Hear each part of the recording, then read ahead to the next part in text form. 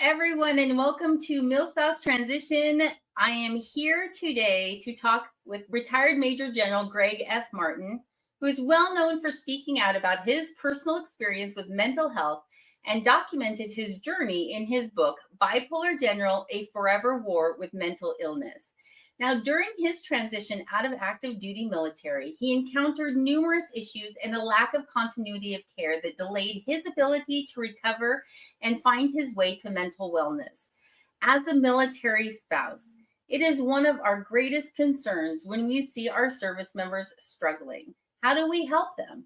Who can we turn to? What do we do when they won't even talk to us?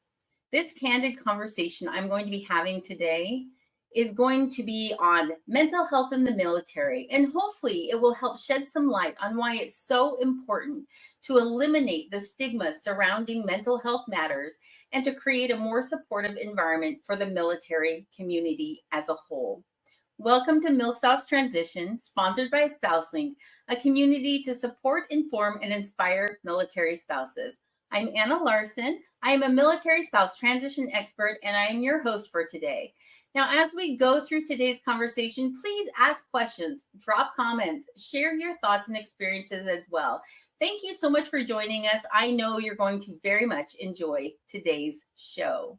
So before we get going too far, I'm going to bring up the bio of Major General Gregg F. Martin so I can tell you a little bit more about him before I bring him to the screen. So let's do this. Okay. So Major General Gregg F. Martin, he's also PhD, U.S. Army retired, also known as the Bipolar General, is a 36-year Army combat veteran, bipolar survivor, thriver, and warrior, and a retired two-star general. He commanded an engineer company and battalion and the 130th Engineer Brigade during the first year of the Iraq War. A former president of the National Defense University, Commandant of the Army Warren College, and commander of Fort Leonard Wood, he is a qualified airborne ranger, engineer, and strategist who holds degrees from West Point, MIT, that's 2 masters and a PhD, and both the Army and Naval War Colleges. He unknowingly lived most of his life on the bipolar spectrum, which largely enhanced his performance as a leader until it went too high and ended his career, threw him into crises, and led to his hospitalization.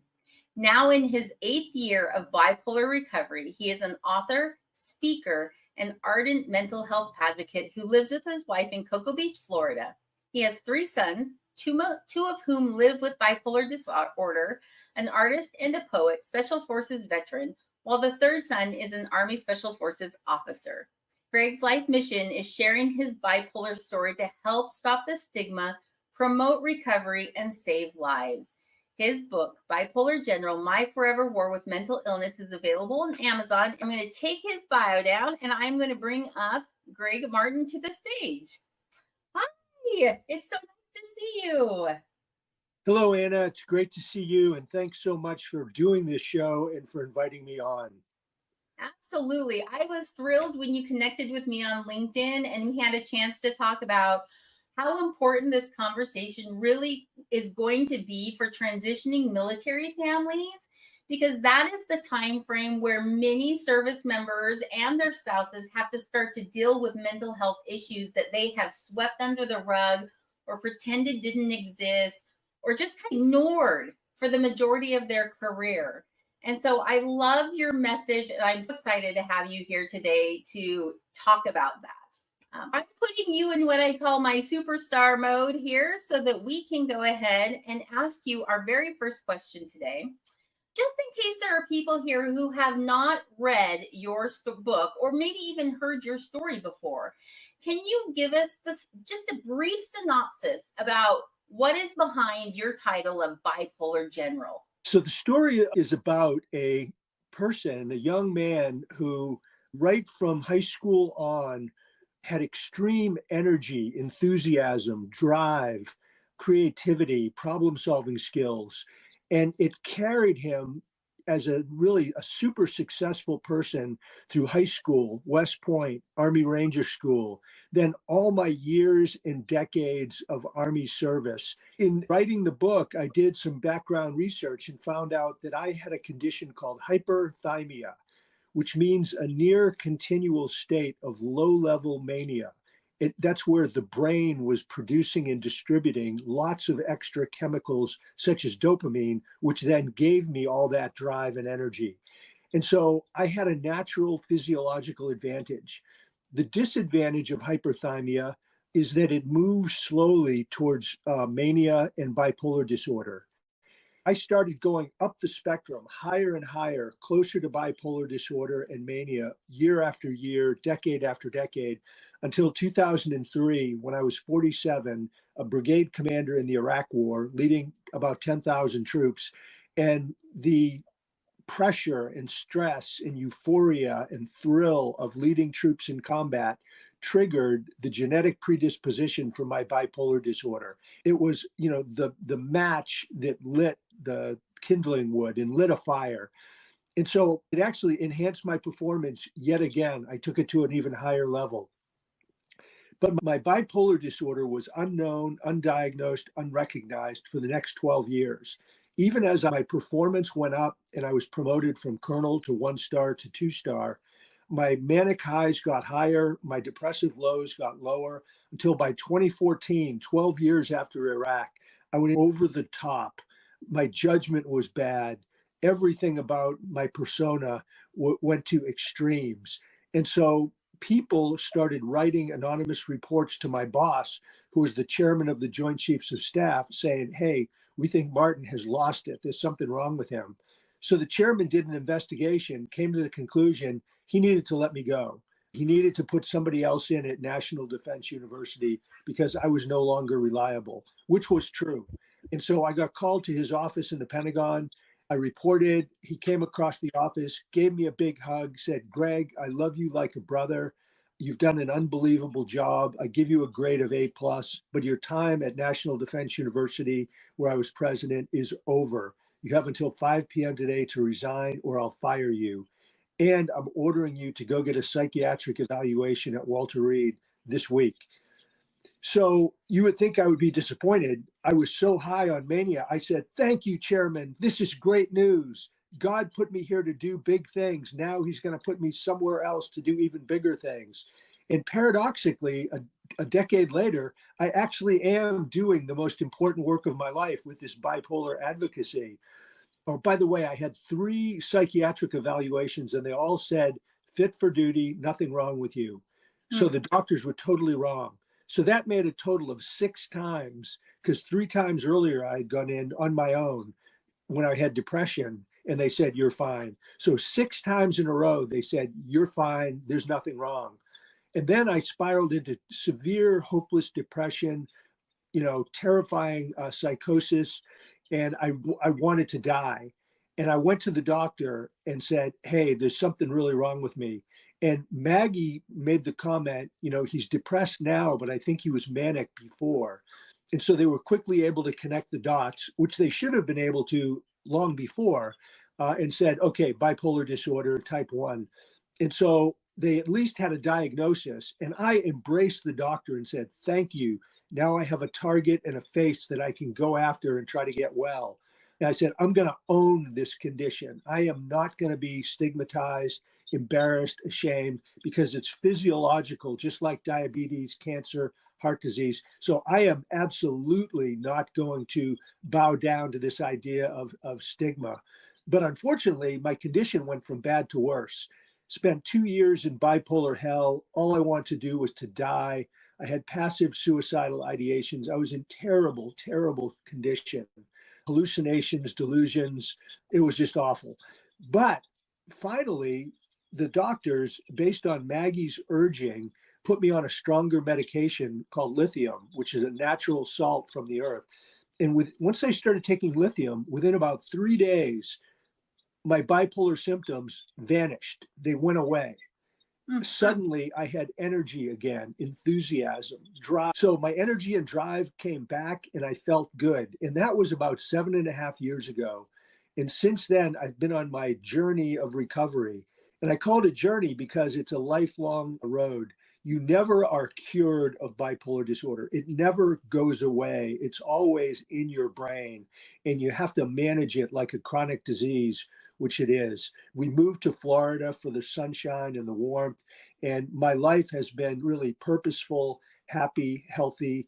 My driving purpose in my life is sharing my bipolar story to help stop the stigma, promote recovery, and save lives.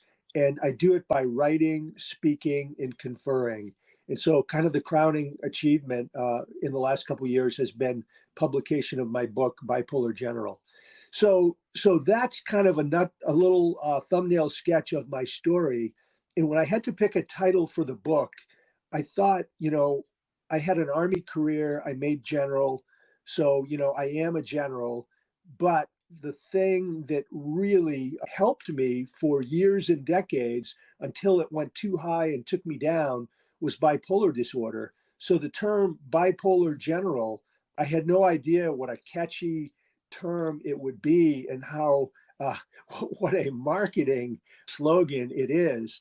And then the subtitle is My Forever War with Mental Illness, because as I mentioned a minute ago, it is a forever war. It never goes away. There's always the danger of relapse or another incident. Just hearing the synopsis of it, if that's not fascinating and makes you want to read this book and follow not just the career progression of this amazing man that I get a chance to interview today, but also to watch how, as he's writing the book, how he talks about now in hindsight, recognizing the things that were happening to him then, where in the moment, he had no idea that it had anything to do with hyperthymia or bipolar disorder. But after the fact, now can look back and say, I see now where things have happened. I think that that is something that many military families, especially as they're transitioning out of the military, go through, where they stop and they look back and they say, yeah, the incidents that we just ignored, that was a symptom of your PTSD or your anxiety or your depression or whatever mental health challenge is happening to that service member at that time. Can you tell me, after writing your book and sharing your story with the world, what is it that surprised you the most? What surprised me the most was how overwhelmingly positive the world is to the book and to the story. Anna, it's unbelievable how enthusiastic, encouraging, positive, uplifting everybody has been. And it's just regular people, the military, the veterans, the business world, most notably the professional medical community, which really surprised me. I mean, they lift this book up. It's being used in medical schools to teach med school students. I've given lots of talks to medical associations where I've been a keynote speaker or a panelist. I've talked to hospitals, I've talked to numerous medical schools in what they call grand rounds, which is a fancy term for giving a talk at a hospital or a med school. It's just incredible how positive and enthusiastic the world is. Now, was that because while you embraced the idea of I'm not going to place a stigma on myself, do you think that other people would have thought differently? They would have said, oh, he has bipolar. And then there's some preconceived notion that they have in their head of what bipolar is, what that means about who you are as a person. Is that why that surprised you? I think that is a big part of it. I think there's a tremendous stigma surrounding all aspects of mental health, mental disorders, mental illness. There's a stigma, which is largely based on fear and ignorance, fear of the unknown. And so people naturally have a stigma, even if they don't want to, just because it's so ingrained in our culture and in people. So I think when they see a general who admits to having bipolar disorder, it kind of blows their mind because that's not supposed to happen. Not a general in the Army, a West Point grad, a PhD. And so the fact that on the day that I got my diagnosis, November 2014, I made my mind up. I'm going to go after this. I'm going to learn about it. I'm going to fight it. I'm going to live a great life. And it wasn't easy at all, because from that day, I went from bad to worse over the next 2 years.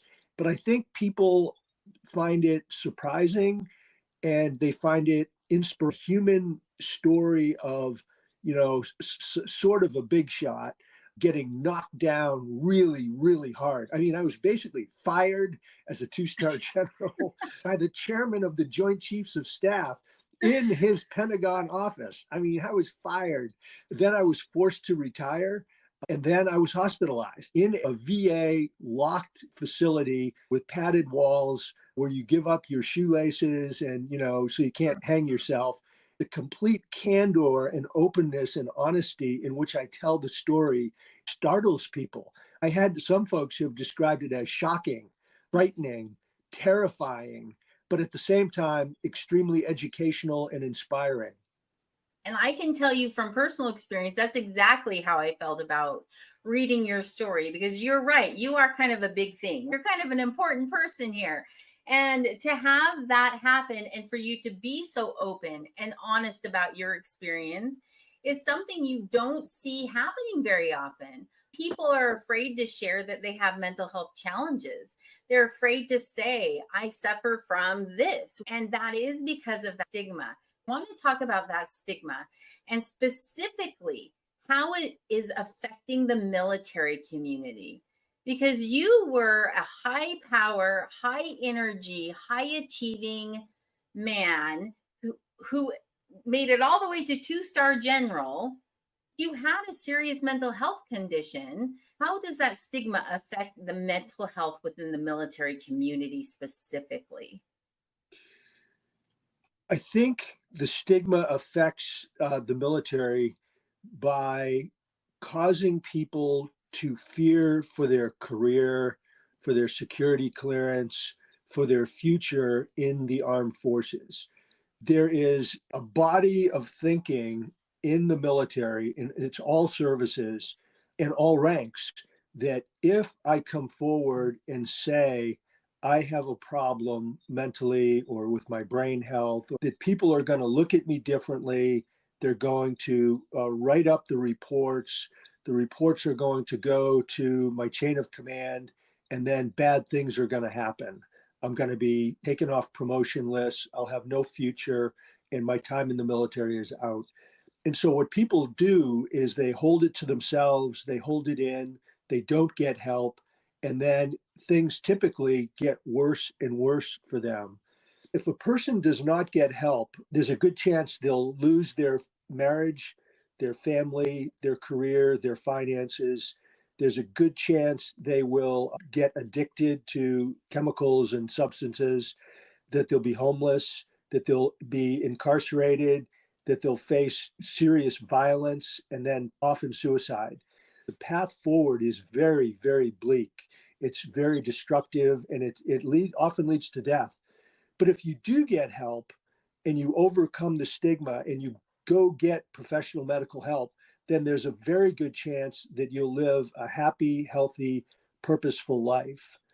Now, one of the things that's a real shame, and it's a conundrum, and I have yet to get my head totally wrapped around it. I've been to many military forums where we've had an audience with mostly enlisted service members, and on the panel, you had high-level commanders, psychiatrists from the installation hospital, mental health counselors, and other people. So you had both ends of the story.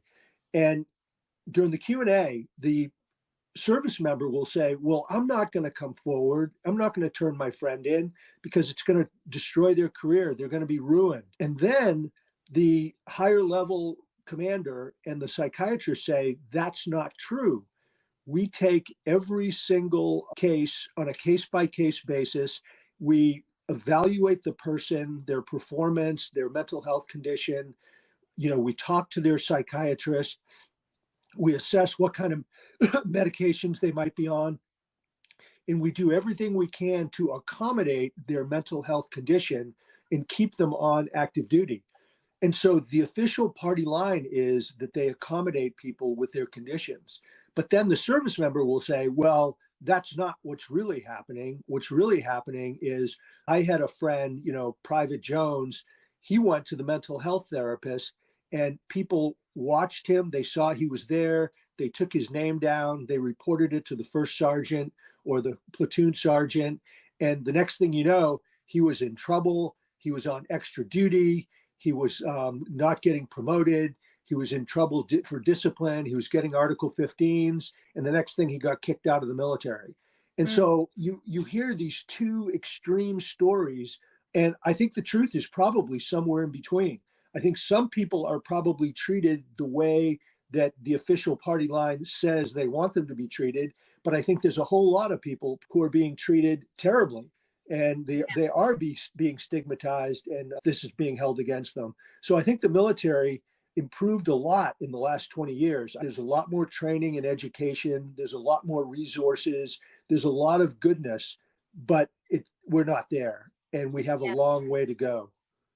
What would you change about the mental health support in the military? What would it take to make those two sides meet and have what's being said be actually what's done?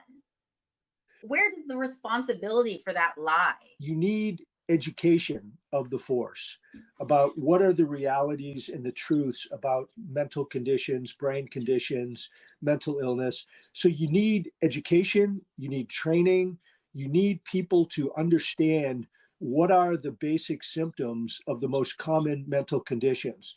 So, for example, I was years and years serving on active duty in the military with serious bipolar disorder, and I was around thousands of people, but they didn't know what they were seeing because they were untrained.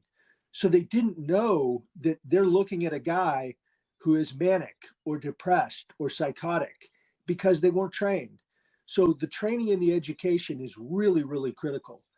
Second, you need to have a battle buddy system or a peer support specialist system where every single person from E1 to O10, so from private all the way to the top generals or admirals, they've got a battle buddy, and the battle buddies have the responsibility to keep an eye on each other, to be on the lookout for harmful, scary behaviors, and then have frank, no holds barred, no sugar-coated talks. And if they're seeing something that's troubling mentally or otherwise, they should say, hey, look, here's what I'm seeing. Let's go visit the mental health people and I'll go with you. And let's invite your spouse and family members so that we can have a conversation with the doctor and they can get collateral information, which means getting information from other sources than just the patient. The next thing that really needs to happen is more resources. And to its credit, the military has done a good job. I mean, we've got more therapists than we've ever had before. We've got more social workers. We've got psychiatrists and psychologists pushed further down the chain of command than they ever were before. And I guess the final thing I'd say is we have to normalize the conversation about mental health and mental illness. We should talk about it the same way, with the same frequency we talk about physical fitness and physical health. We talk about diet and exercise, and we spend lots of time doing physical training where we run and do push-ups and obstacle courses, but we should spend time on preventative mental health training. I know I asked you what one thing you would change, and you gave me 4, and I loved every single one of them. I think you're absolutely right. I think even just knowing, like you said, education, the battle buddy system, having the resources available, and normalizing the conversation. Those 4 things that you just listed out would make a massive difference in the military community today for the service members that are struggling and are so terribly afraid that they're going to lose their livelihood, they're going to lose their job, they're going to lose their spouse, they're going to lose their friends if they say, I'm struggling. Talking specifically about transitioning service members, ones that are getting ready to leave active duty service, their families, that's the time frame. You're so excited. This is supposed to be now the golden years of your life. You're getting out, you're being able to start another career. Your spouse gets to do something different. Nobody's telling you what to do anymore. The military doesn't get to have a say in your life any longer. But we also know that those transitioning soldiers have normalized mental health issues as just being part of who they are. It's part of their life at that point. And then we see them transition out. And now we're seeing suicide rates increase, and we're seeing mental health challenges explode during this 1 year time frame when they have this massive change in their position as active duty down to retired. They even call that first year the deadly gap.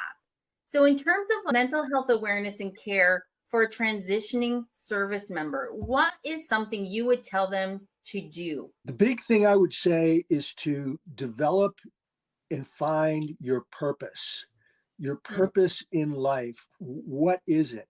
Because the thing about being in the military that's so cool is you are given a mission, you are given a purpose, whether it's the Army, the Navy, the Air Force, the Marine Corps, Coast Guard, whatever. It's given to you, you take it, and then you focus on it and you do it. And that provides drive, incentive, energy. It gives you sort of the sustenance and the fuel to move forward, which is so important for a person psychologically and physically. When you retire, it's gone. You're not in the military anymore. You don't wear the uniform. You're on your own. You are an army of one, literally. You have to figure this out and come up with it. And that's not easy. After I retired, well, first off, I was extremely sick. I was so debilitated. I could barely talk to people on the phone or could hardly text or do emails. I couldn't respond to job offers. I couldn't put resumes out. I was crippled, really. I couldn't do anything. But once I started to recover, once I was on the right medication, I realized that I need a purpose. I have to have something that gets me up in the morning, that drives me, that animates me. I didn't have one for a long time. I would go to the gym, I'd go to the beach, I'd swim, I'd ride my bike, I'd hang out with Maggie. We'd do fun things. We traveled, we did all this cool stuff, but it wasn't purposeful for an Army guy who's used to having a real focused mission. And then finally, after struggling and praying about it and talking to people I respected, I finally looked in the mirror and I said, I'm looking at a guy who's a general who's bipolar. I said, that's it. That's your purpose, to share Mm. your story. And by sharing your story, you're going to help stop the stigma. You're going to help people with the knowledge and the experience and the lessons learned, and you're going to save lives. And so that's it, Martin. Embrace it, own it. That's your purpose. That's your mission. That's what I would tell people. Yeah. So one thing that you said that I really appreciated is you still spent time with your wife, you enjoyed time with your children, you went out and did things. So it wasn't like you were lacking all purpose in life. You still had all these beautiful things surrounding you. And I think this is where a lot of people fall short, is they think, I have purpose. I have a family and I have work and I get up in the morning and I do this, but they still don't feel that deep personal connection to what it is that they're doing. And I think that's kind of what you're talking about. It's not just so much of the things that surround you as much as having a deep connection to something in your life that brings you meaning and that brings you a deeper reason for being there for your family, for your children. I just loved this part of his book where he talks about the 5 P's of mental health recovery: people, place, purpose, perseverance, and presence. And what I was hoping is you could just run through these for me and just talk a little bit about what each of those are. Because I think as people transition out of active duty service, these 5 things are a huge part of making a successful transition. And not just for the service member, but for this military spouse and the family as well. Yes. So the 5 P's are critical to recovery from mental illness, like in my case, but also to anybody's well being and health. It really takes the 5 P's, which are number one, purpose, which I just talked about. Number two is people, surrounding yourself with a network of fun, happy, energetic people who bring your spirits up. And Maggie and I have done that here in Cocoa Beach. We've got wonderful friends who make us happy and are fun to be with. Third is place. Live somewhere you want to live that makes you happy and lets you do the things you want to do and pursue your dreams. And for us, we made a specific decision to move from cold northern New England to warm, sunny southern Florida because it was healthy for us. And it is proven that it's good for the brain, especially with somebody with bipolar. The fourth is life is not easy. Mental illness isn't easy. And so you have to have the perseverance, the will to win, to not quit, to not give up, fight, and you're going to stay healthy. You're going to really make it a priority. You're going to own your condition. Fifth is presence. And presence is the ability to get outside your own head and think objectively about what you're thinking. And the reason that's so important is that often inside our heads are thoughts that are untrue and are our worst enemy. And that's called metacognition, which is kind of a fancy word that means thinking about your own thinking. Mm. That's very interesting. I'm a Clifton Strengths coach, and we talk a lot about people who get caught up in this circular journey of feeling badly about themselves. And it's what's the story you're telling yourself about who you are? And that almost sounds like what you're talking about when you say presence, being able to step outside and say, no, I have the power and control to make things different for myself. I feel like you do that just naturally. I think you are very fortunate in that your natural predisposition, character, and personality is to say, all right, I got this. I'm going to take care of it. We're going to go. And I know it's not that easy for everyone, but you are able to do it. Thank you. I appreciate it. I think that if you were to stop and think in terms of mental health challenges, if you have a spouse or a service member or a child or somebody that is struggling, to look at these 5 things and say, do they have all 5 of these in their life right now? Okay, so back to transition for just a minute. I want to jump into the military spouse side of things because, as you know, Mil Spouse Transition is really like supporting military spouses through that transition journey as well. And there's a lot of resources out there for veterans, but there's not as much specifically out there for military spouses themselves. So I had mentioned earlier that one of our greatest fears is that our service member leaves the military and they have these mental health challenges and we don't know how to help them. We don't know what to do. In fact, you talk about how your personal relationships were deeply affected and where your wife addresses her experience in your book. She mentioned that giving up wasn't really an option for her. So if we're talking about the military community in general and these military spouses that are really trying to do everything that your wife did, persevere through it, continue to support, not give up, what message would you give them in terms of supporting that service member through that recovery process? That's a great question. I'll speak kind of to my experience with Maggie. She was excited about me retiring from the military because after, 30 plus years, her fun meter was pegged out. She had enough Army stuff and so she just wanted to have her own life, doing her own thing, but still be very committed to the family, to me, being a really good wife, very supportive, loving, which she is. About the time I was getting ready to retire, I was really deathly ill. I mean, bipolar disorder can kill you. I'm very lucky, according to numerous doctors, that I didn't have a stroke or a heart attack during the peak times of my illness. I was really a zombie. I couldn't do anything. I could barely function as a person. I couldn't decide what pair of socks to put on. And meanwhile, we're retiring. Not any help at all in this process. So she had to do everything. She had to do all the logistics, all the planning, all the administration. The entire move was really up to her, figuring out where we're going to live, coordinating the movers and all that, which was really unfair to her. But I really couldn't help it because I was so ill. Then once we got up there, she really threw herself into setting up the house, making it a nice house, putting all the stuff up, getting everything organized, squared away, figuring out where things were, meeting people, all of that, while I was going from bad to worse. I mean, I went steadily downhill at that point.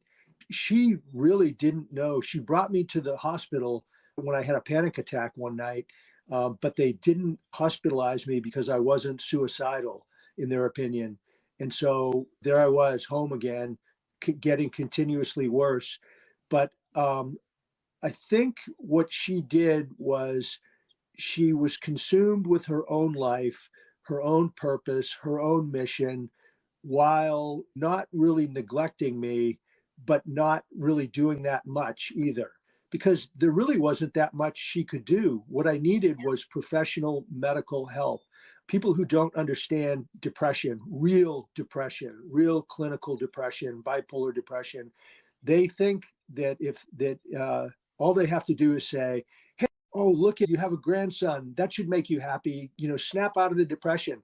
They totally don't understand that is a physiological thing going on in the brain where your brain wiring is either over or under producing these critical chemicals. And if it's underproducing, it drives you into depression, regardless of what kind of a mood you want to be in, or looking at the, blue skies, or, pretty flowers, or the view. And if it decides it wants to go into mania, it overproduces and distributes these same chemicals, and it drives you up into, a state of insanity. So that is very unhelpful. And I know people think they're being helpful, but it shows their extreme ignorance for how these illnesses work, because you can't snap yourself out of this depression because your brain won't let you. And Maggie never did that, which was really good. And she stayed interested. She worked with a battle buddy of mine from the Army, and they helped get me into a really good VA hospital, which really was a huge step forward. She also was very interested. After I came out of the VA hospital, the VA stabilized me, but I didn't get better. And then Maggie called my doctor and said, "You need to get stronger medicine. We need something different."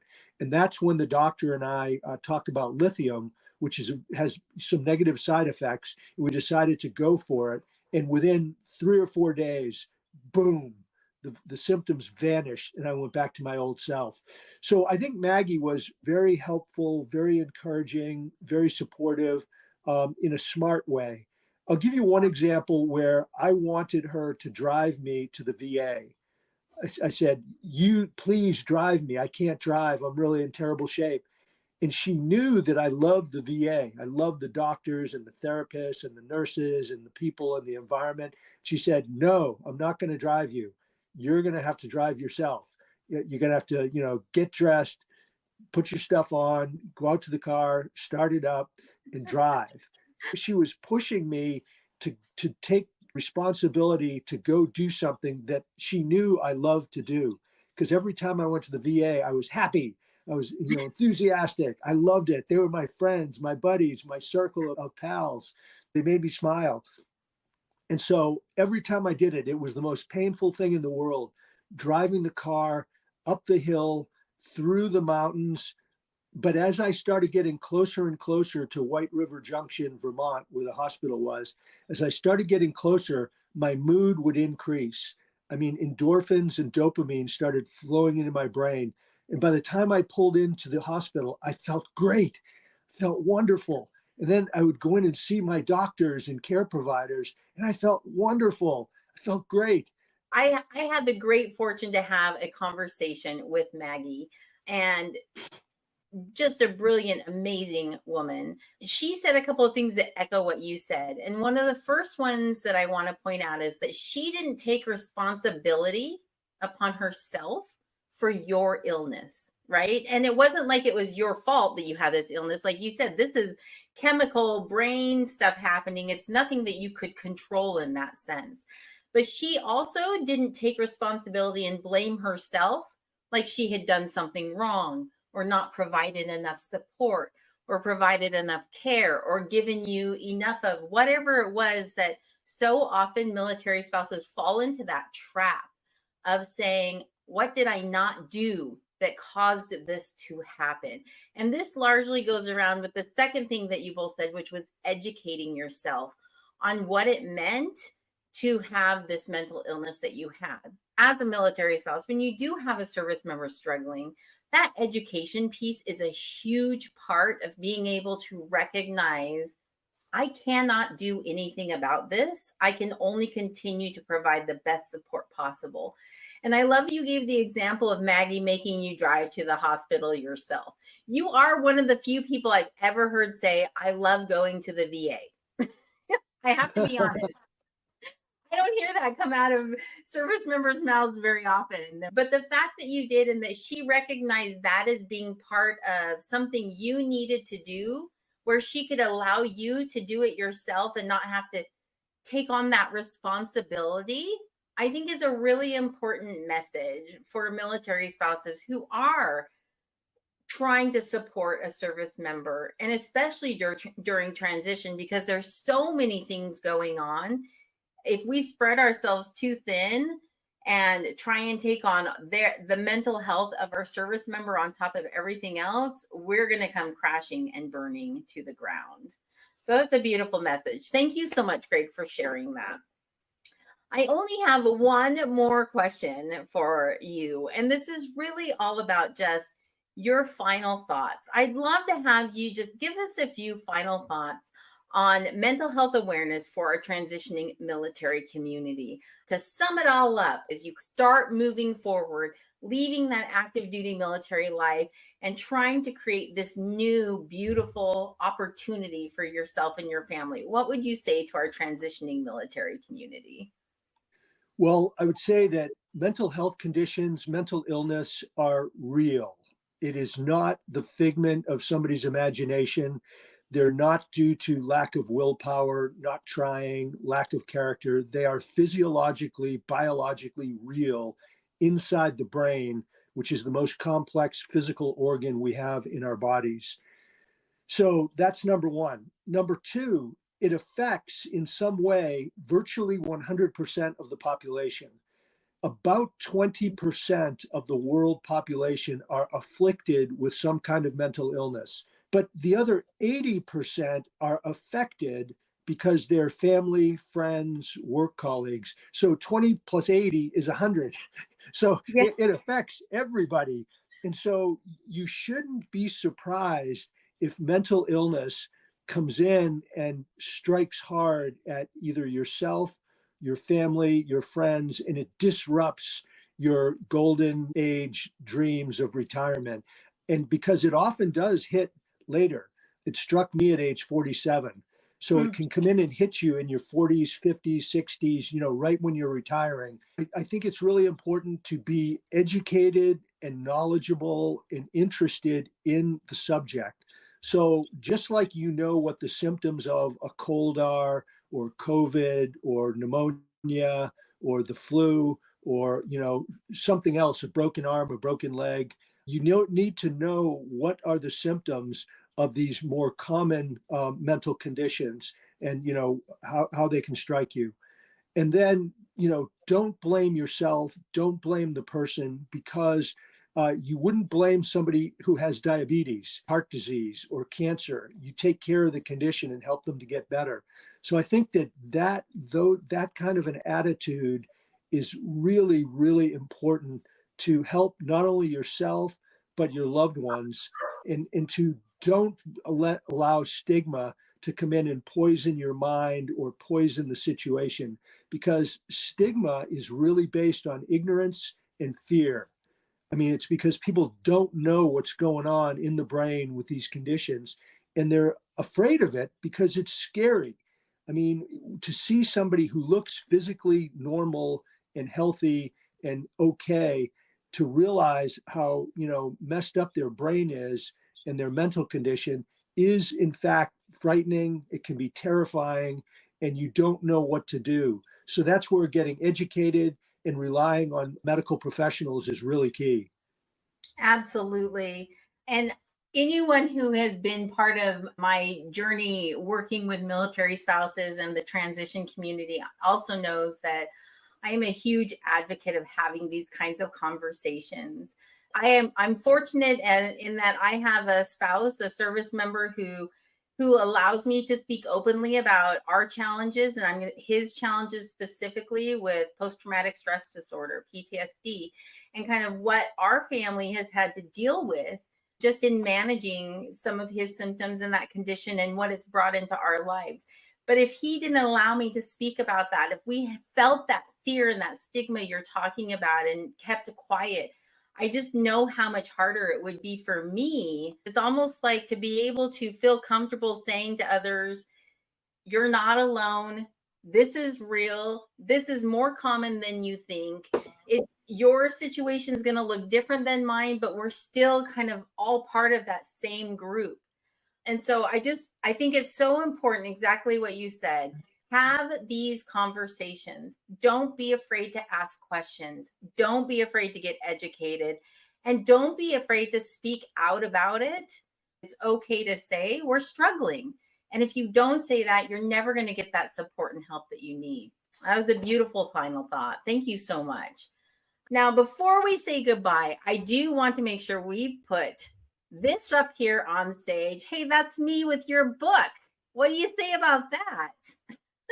Hey, I think that's a great picture, Anna. And, I think that picture we should put on social media and highlight that beautiful woman holding that book with, it says Bipolar General.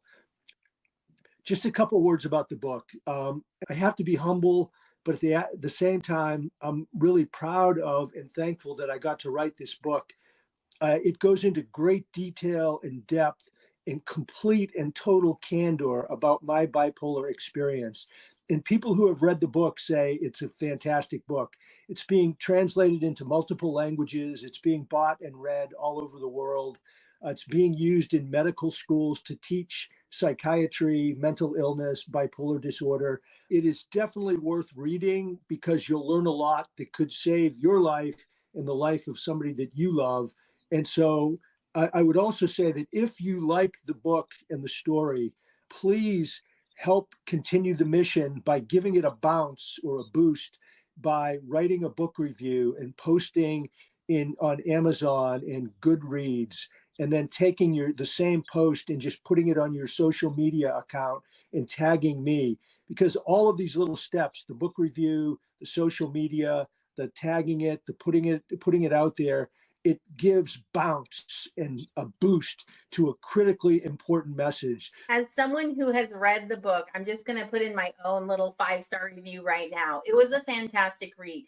Now, this is coming from a military spouse, right? And I've heard a lot of stories. Okay, I'm just going to speak plainly here. How many of us military spouses have heard the war stories over and over and over again, right? I'm telling you right now, his war stories are good stories. They're going to fascinate you. They're going to surprise you, some of them. But what I talked about earlier, where I mentioned how Gregg goes back and looks in hindsight and recognizes after the fact how his hypothymia and his bipolar were affecting his career and his time with his family and his behavior and his action, it is truly a fascinating read. So 5-star review, head on over to Amazon, grab your copy. And when you do get your copy and you read it, make sure you tag him. We're going to show you how you can connect with him next. The best way to connect is my website, which is www.bipolargeneral.com. It's got my email address. You can just click on the email, send me an email. I answer every email. I get lots of them. They're very interesting, and I've made some great friends and colleagues and people that I work with through them emailing me with comments, questions, etc. And I also want to just thank Anna very briefly for the huge, powerful plug for the book. I really appreciate that. It really means a lot, and I think it's going to help a lot of people.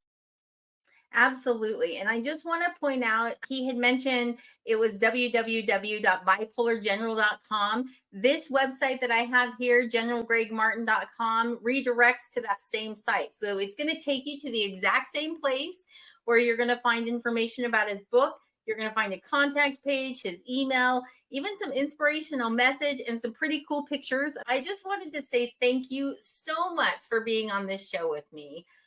For talking so openly and candidly about your experience, for being so willing to share with the world what you went through. It is such a powerful message. And I'm just going to say, I appreciate this purpose that you found. I find it so necessary and so important right now.